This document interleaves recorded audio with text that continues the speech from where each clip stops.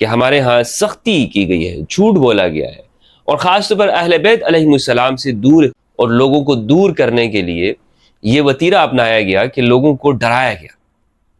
لیکن یہ شخص جن کا میں آج آپ کو بتانے جا رہا ہوں، یہ تو ایسے ناصبی تھے کہ الیاذ باللہ انہوں نے امام حسین علیہ السلام کو خارجی اور پتہ نہیں کیا سے کیا انہوں نے تنقید کی۔ ان کی مثال آپ عرب کے اندر ایسے لے لیں جیسے پاکستان، ہندوستان کے اندر مولانا طارق جمیل صاحب حفظہ اللہ کو سمجھا جاتا ہے۔ یہ شخص ناصبیت سے نکل کر محب اہل بیت بن گیا۔ سبحان اللہ۔ مسجد اقصی قبلہ اولا، مسلمانوں کا قبلہ اول، اس کے امام شیعہ ہوگا۔ بسم اللہ والصلاة والسلام علی رسول اللہ وآلہ ومن السلام علیکم ورحمۃ اللہ وبرکاتہ۔ آپ کہیں گے کہ میں ایسا کیوں کہہ رہا ہوں، یا میں نے پچھلی ویڈیوز میں یہ کیوں بتایا ہے کہ فلاں سلفی عالم دین وہ شیعہ بن گئے ہیں، عرب کے فلاں فلاں اسلامک اسکالر، سنی اسلامک اسکالر، انہوں نے شیعت کو اختیار کر لیا ہے، اس کی کیا وجہ ہے؟ جبکہ میں یہ بات کہتا ہوں کہ میرا کسی مکتب فکر سے تعلق نہیں ہے، اور میری دعوت کسی بھی فرقے کی حمایت میں نہیں ہے۔ تمام فرقوں سے بالاتر میں دین اسلام کی بات کرتا ہوں، تمام فرقوں اور مسالک سے بالاتر ہو کر خالص قرآن اور سنت اور اہل البیت علیہم السلام کی دعوت ہے۔ لیکن اس کے باوجود میں یہ بات کہہ رہا ہوتا ہوں کہ فلاں عرب کے سنی عالم دین نے، سلفی متشدد متعصب عالم دین نے شیعت کو اختیار کر لیا، تو یہ سوال آپ کے ذہن میں پیدا ہوتا ہوگا۔ اور پچھلے دنوں میں نے بھی یہ بات کہی کہ میں بھی شیعت کو اختیار کر رہا ہوں۔ خدا جانے اس کو لوگوں نے کیا سمجھا ہے، شاید انہوں نے یہ سمجھ لیا ہے کہ میں کسی فرقے کی حمایت کر رہا ہوں۔ ایسا ہرگز نہیں ہے۔ لیکن ایسے معاشروں کے اندر، اور خاص طور پر ہمارا پاکستانی معاشرہ، جہاں یہ بتایا جاتا ہو، اتنی سختی پائی جاتی ہو، خاص طور پر ان موضوعات کے حوالے سے، شیعہ سنی سے متعلقہ جو موضوعات ہیں اس میں سختی پائی جاتی ہو، لوگ ہر بات کا الزام وہ دوسرے فرقوں کو دیتے ہوں، دوسرے فرقوں کے بارے میں جھوٹ بناتے ہوں، ایسے معاشرے میں آپ سختی کا عالم دیکھیے کہ جہاں لوگ دوسرے کو اس لیے کافر قرار دیتے ہوں کہ اس نے فلاں شیعہ کے جنازے میں شرکت کر لی ہے، یہاں ایک پروفیسر سے توبہ کروائی جاتی ہو، اجتماعی توبہ، کہ جو اسکول اور کالج کے اندر سائنس کی تعلیم دینے لگے، اس سے توبہ کروا لی جاتی ہے۔ ہمارے مدارس میں ایک مدرس سے توبہ کروائی جاتی ہے، اس سے لکھوایا جاتا ہے کہ تم اقرار کرو کہ میں فلاں فرقے کے فلاں فلاں افراد کو کافر مانتا ہوں، وگرنہ تو تمہیں یہاں سے نکال دیا جائے گا، تمہاری ڈگری روک دی جائے گی، اور تمہیں سنیت سے خارج کیا جائے گا۔ اور نظر و نیاز کھانے پر کفر، شرک اور بدعت کے فتوے دیے جاتے ہیں۔ تو ایسا معاشرہ جہاں پر اتنی سختی ہو، جہاں پر جھوٹ پھیلایا جاتا ہو، تو وہاں پر ضروری ہو جاتا ہے کہ کچھ بہادر لوگ وہ اپنی دعوت کے اندر ان چیزوں کو بیان کریں۔ اسی لیے میں، آپ دیکھتے ہوں گے کہ باوجود سنی مسلک کے ہونے کے، یعنی سنت سے مراد وہی نبی صلی اللہ علیہ وآلہ وسلم کی سنت، میں آپ کو یہ کہتا ہوا سنائی دیتا ہوں گا کہ فلاں شخص نے شیعت کو اختیار کر لیا ہے۔ اس کی بنیادی وجہ یہ ہے کہ ہمارے معاشرے میں اتنی سختی اور شدت ہے، جو مجھے اس بات پہ مجبور کرتی ہے کہ میں اپنے نوجوانوں کو دوسرے فرقے کے حوالے سے یہ احساس دلاؤں کہ اگر کوئی شخص کسی مسلک کو اختیار کر لیتا ہے تو اس سے وہ اسلام سے باہر نہیں چلا جاتا۔ اگر میں کسی شیعہ سوسائٹی میں ہوتا، میں آپ کو مثال دیتا چلوں، میں تو یہاں سنی سوسائٹی میں ہوں نا، اور سنی معاشرے کا فرد ہوں، تو میں آپ کو یہ کہتا ہوا سنائی دیتا ہوں کہ فلاں شخص نے شیعت کو اختیار کر لیا، کیونکہ میں دیکھتا ہوں کہ یہاں ہمارے ہاں اہل سنت میں سختی پائی جاتی ہے دوسروں کے حوالے سے۔ اگر میں یہ سختی شیعوں میں دیکھتا اور میں شیعہ معاشرے کا فرد ہوتا، تو بلا شک و شبہ میں یہ کہہ رہا ہوتا کہ فلاں شخص نے سنیت کو اختیار کر لیا، کیونکہ میں یہ چاہتا ہوں کہ ہمارے معاشرے میں سختی نہ ہو۔ کوئی شخص کسی بھی عقیدے کو اختیار کرتا ہے، اس اس کی مرضی ہونی چاہیے، اور خاص طور پر ہمیں اس بات کا خیال رکھنا چاہیے کہ ہم دوسرے کے عقائد کا احترام کریں۔ تو یہ بات اس لیے میں کہتا ہوں، اور اس کی میں مثال آپ کو قرآن مجید سے دیتا ہوں۔ دراصل میں آپ کو کیا سمجھانا چاہ رہا ہوتا ہوں؟ میں آپ کو یہ ہرگز نہیں سمجھانا چاہ رہا ہوتا ہوں کہ ایک شخص نے اختیار کر لیا تو آپ بھی اختیار کر لیں، بلکہ میں یہ سمجھانا چاہ رہا ہوتا ہوں کہ ہمارے معاشرے میں جو سختی ہے اور جو دوسروں کے خلاف نفرت ہے، اس کا خاتمہ ہونا چاہیے۔ قرآن مجید سے اس کی مثال یہ ہے کہ حضرت ابراہیم علیہ السلام نے اپنے وقت اور اپنے زمانے میں، آپ ایک معبد میں گئے بت پرستوں کے، جو لوگ تھے وہ کسی میلے میں شرکت کے لیے گئے ہوئے تھے، اور پورا جو ٹاؤن تھا، سٹی تھا، علاقہ تھا، وہ خالی تھا۔ ابراہیم علیہ السلام نے کلہاڑا لیا اور جا کر جو چھوٹے چھوٹے تھے، جو ان کے بت بنائے ہوئے تھے، ان سب کے سر کاٹ دیے، کسی کے بازو کاٹ دیا، کسی کے ناک کاٹ دی، کسی کا کیا، کسی کو لنگڑا لولا کر دیا، اور وہ کلہاڑا جا کر اس بڑے کے اوپر رکھ دیا۔ جب لوگ واپس آئے تو لوگوں نے کہا کہ بھائی یہ کس نے کیا ہے؟ تو حضرت ابراہیم علیہ السلام نے کہا کہ تم ایک دوسرے سے کیا پوچھتے ہو؟ کس چیز کی تم نے تحقیق کرنی ہے؟ تم مانتے ہو کہ تمہارے یہ بت ہر چیز پہ قادر ہیں، جانتے ہیں، تمہارے رزق دیتے ہیں، تمہیں انہیں ہر بات کا پتہ ہے، زمین کے نیچے کا پتہ ہے، آسمان کے اوپر کا پتہ ہے، تو اسی سے پوچھو، کلاڑا اس کے پاس اسی نے کیا ہوگا۔ حضرت ابراہیم علیہ السلام کا مقصد اس وقت ان کے الہہ کی توہین کرنا نہیں تھا کہ بت توڑ دیے، ان کے جذبات کو ٹھیس پہنچانا نہیں، بلکہ انہیں یہ بات سمجھانا تھا منطق اور عقل اور لاجک سے کہ تم یہ مانتے ہو کہ یہ قادر ہے، یہ قدرت رکھتے ہیں، تو جو اپنے آپ کو نہیں بچا سکتے وہ تمہاری زندگی میں تمہیں کیا کام آتے ہوں گے؟ اور یہ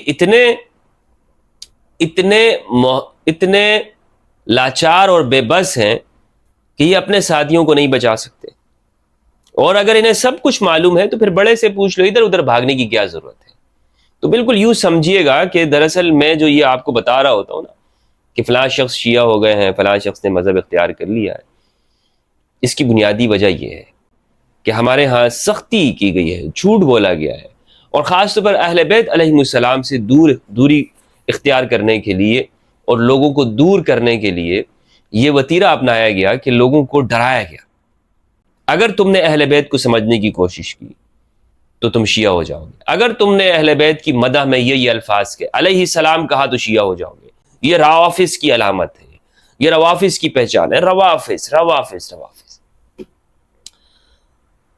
تو یہ بنیادی وجہ ہے، اور ایک وجہ میں نے اور بھی بیان کی جو میں ہمیشہ بیان کرتا ہوں کہ اگر ہم اپنے نوجوانوں کو حقائق نہیں بتائیں گے اور آل محمد کی فکر ان کے سامنے لے کر نہیں آئیں گے، اور وہ سچائیاں جو ہماری صحیح احادیث کی کتابوں کے اندر موجود ہیں ان پر ہم پردہ ڈالتے رہیں گے، چھپاتے رہیں گے، تو ہمارا نوجوان جب اسے معلوم ہوگا آج کے زمانے میں تو وہ کس کے پاس جائے گا؟ لا محالہ وہ شیعہ ہو جائے گا، وہ شیعوں کے پاس جائے گا۔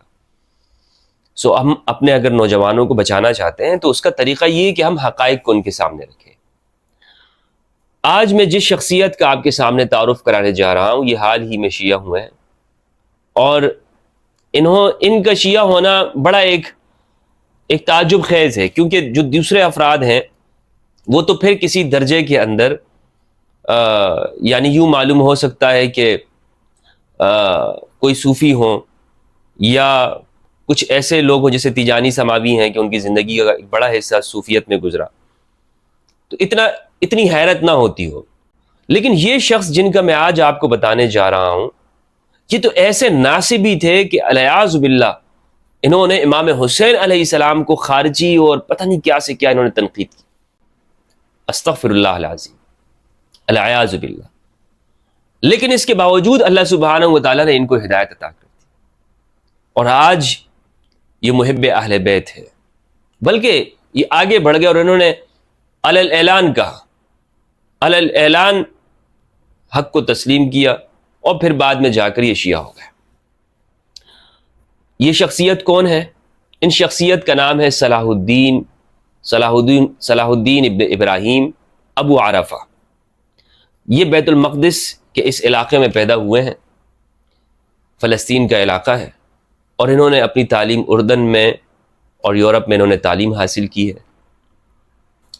یہ بیت المقدس کے اندر ہی محاضرات، علمی لیکچر اور دروس دیا کرتے تھے. بیت المقدس کے اندر، فلسطین میں ہی مسجد اقصیٰ کے خطیب بھی رہے ہیں، اور یوٹیوب پہ ان کا مشہور چینل موجود ہے.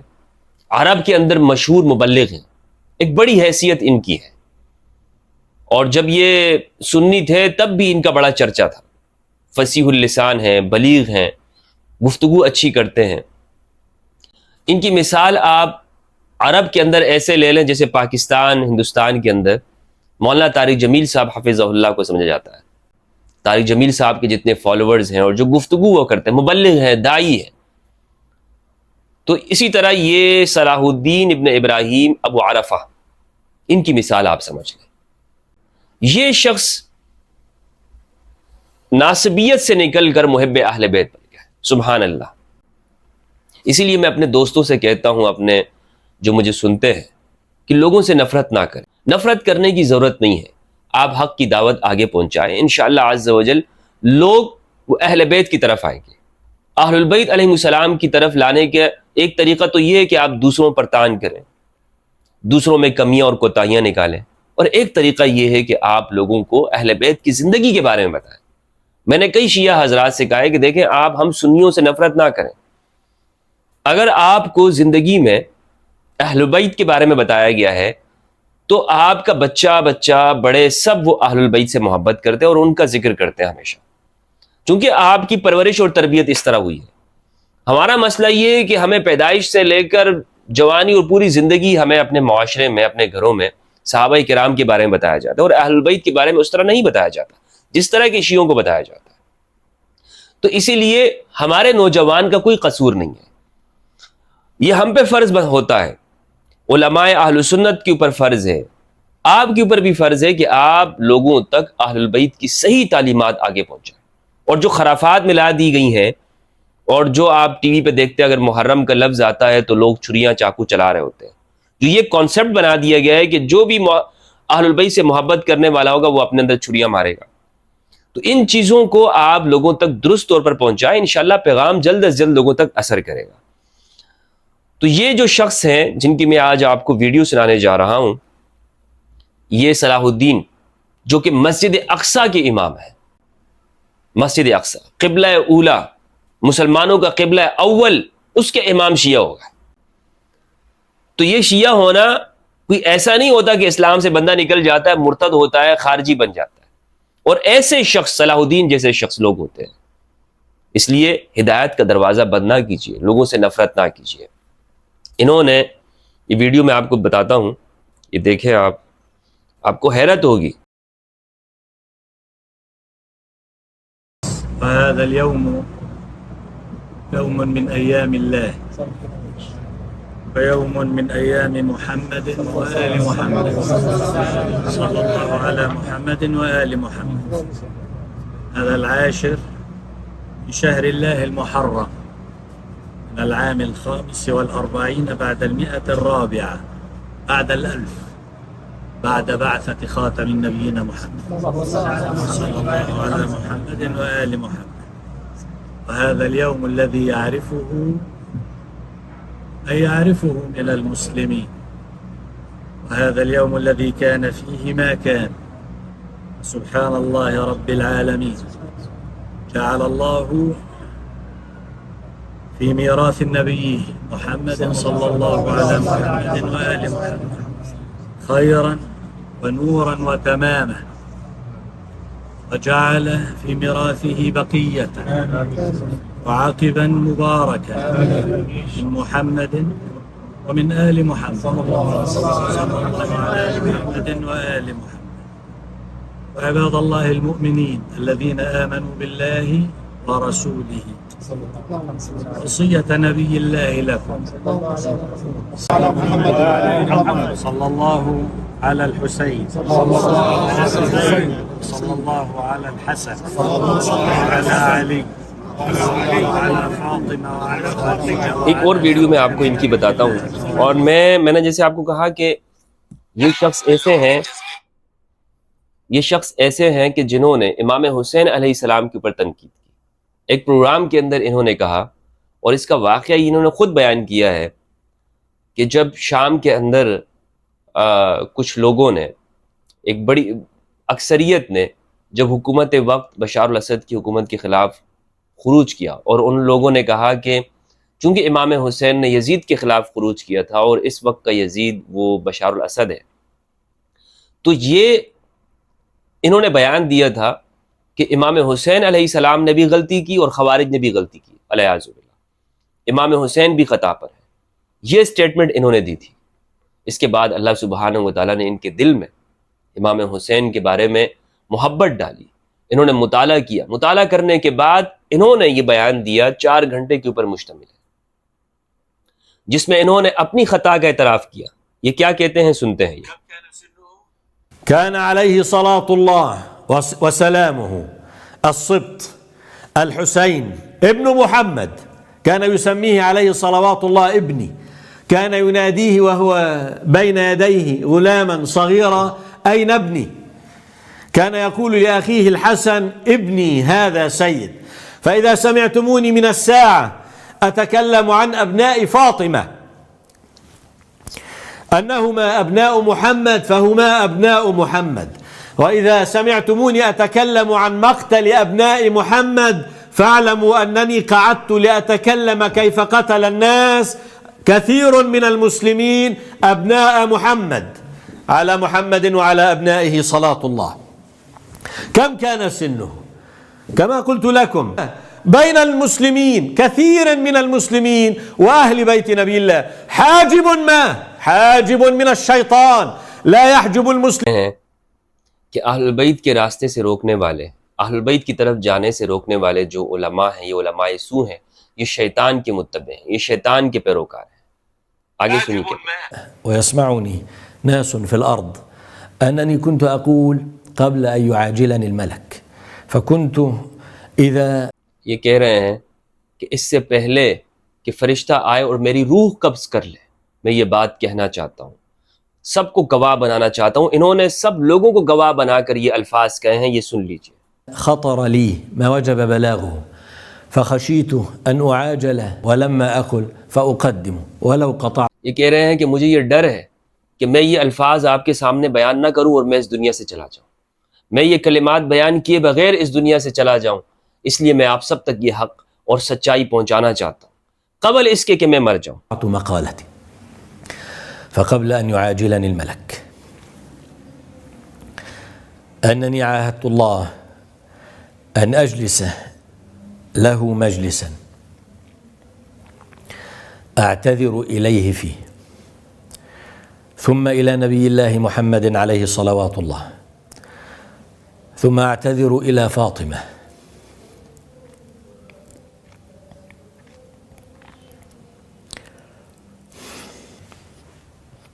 بنت محمد عليه صلاة الله، وإلى علي أمير المؤمنين ومولى المؤمنين، وإلى الحسين ابتداء।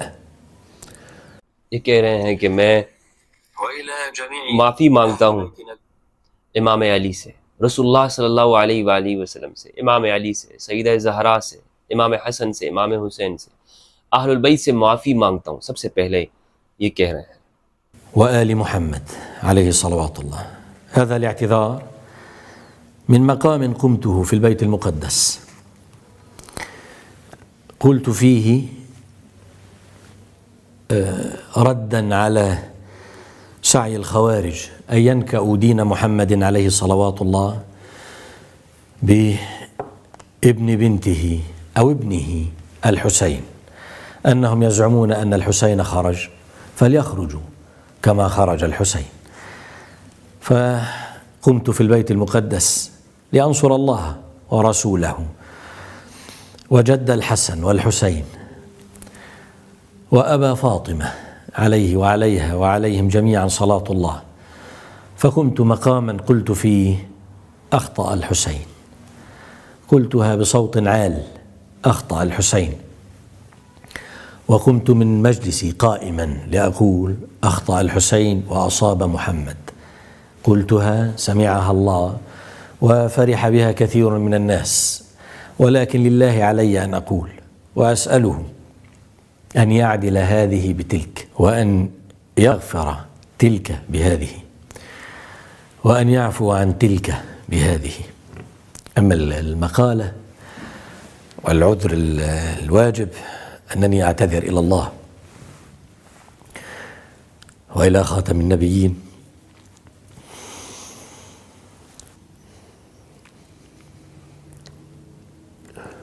وإلى الحسين السبط المبارك عليه صلاة الله وسلامه. فأقول بصوت عال أعلم أن ذلك المقام ليس كهذا المقام، أقول: أخطأ صلاح الدين وأصاب الحسين، أخطأت وأصاب الحسين، أخطأت وأصاب الحسين 1000 مرة، اللهم اكتبها حتى ترضى. أخطأت وأصاب ابن محمد عليه وعلى أبيه صلاة الله. من الآن أقول: أصاب الحسين وأخطأ الخوارج، أصاب الحسين وأخطأ الثوار، أصاب الحسين وأصاب أبوه علي وأصاب محمد عليه اللہ صلاة سبحانہ وتعالی اللہ. ہم سب کو ہدایت نصیب فرمائے، استقامت پہ رکھے ہمیں. استقامت بہت بڑی بات ہے. تو شیخ صلاح الدین صاحب نے یہ بات کہی، انہوں نے ایک جملہ کہا تھا کہ امام حسین علیہ السلام نے غلطی کی. انہوں نے اپنی غلطی کا اعتراف کر لیا، اور التائب من الذنب کمن لا ذنب لہ، گناہ سے توبہ کرنے والا شخص ایسا ہوتا ہے جس کا کوئی گناہ نہیں ہوتا. تو میں ان لوگوں سے بھی کہنا چاہتا ہوں کہ جو آج گمراہی کے اوپر ہیں، ناصبی ہیں، وہ اہل البیت کی جانب آ جائیں. اہل البیت کا دامن بہت وسیع ہے. نبی صلی اللہ علیہ وآلہ وسلم رحمت للعالمین ہے. تو نبی صلی اللہ علیہ وآلہ وسلم کے رحمت کے سائے میں آ جائیں اور اپنے گناہوں سے معافی مانگ لیں. تو انہوں نے کہا کہ میں آج یہ بات کہتا ہوں، اعلان کرتا ہوں کہ میں غلطی پر ہوں اور حسین حق پر ہے، اور جو میں نے کہا تھا وہ غلط کہا تھا، جو میں نے کہا تھا وہ غلط کہا تھا. اس کے بعد ان کے محاضرات ہیں، علمی لیکچرز ہیں، اور بیت المقدس کے اندر یہ لیکچر دیتے ہیں. وہاں خطیب ہیں مسجد اقصیٰ کے. افسوس کی بات تو یہ ہے کہ ہمارے ہاں پاکستان میں لوگوں کو اتنی معلومات نہیں ہے اور عرب ممالک سے واقف نہیں ہے. میں تو عرب ممالک کا میڈیا اور وہاں کے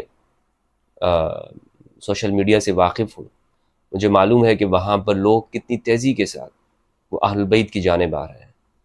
شیعہ کی بات نہیں کر رہا ہوں، اہل البیت کا مطالعہ کر رہے ہیں، اہل البیت کی جانب آ رہے ہیں. اس لیے ضرورت اس امر کی ہے، کیونکہ انہوں نے دیکھ لیا نا ان شیوخ کو، ان کی منافقت دیکھ لی. شیخ عثمان الخمیس اور ولید اسماعیل اور دوسرے جو لوگ نفرت کی باتیں کرتے ہیں، اسحاق الحوینی اور عریفی ممبر پہ کھڑے ہو کر وہ کہتا تھا ہر حلب کے اندر میں نے فرشتے اترتے ہوئے دیکھے.